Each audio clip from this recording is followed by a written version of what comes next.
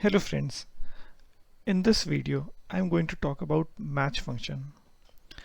Match function is generally used to understand the relative position of an item within the range that matches our lookup value. So for example, in the range that I have over here, if I'm looking for pen, in what position pen is available, match will give me that result. So let's start writing the function equal to match. I select pen, then I select my array or range, and I'll use 0 because I want the exact match, and close. So I got 3.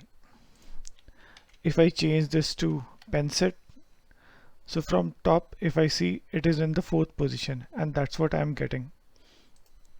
Same is applicable for numbers. Equal to match.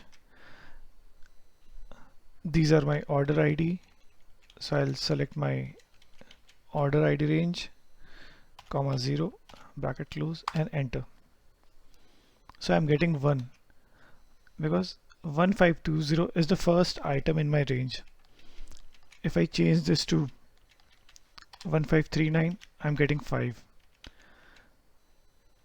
Same way I'll do here, match, comma, I'll select the range which has units sold, comma, 0 for absolute match, and enter, and I'm getting 3.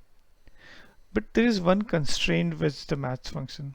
If I have the numbers or name repeated, I'll always get the first value. So for example, here I change the first one to 27. So you can see the position changed from 3, which was an earlier case, to 1. So match is generally used as a nested function, and it is very commonly used with index function.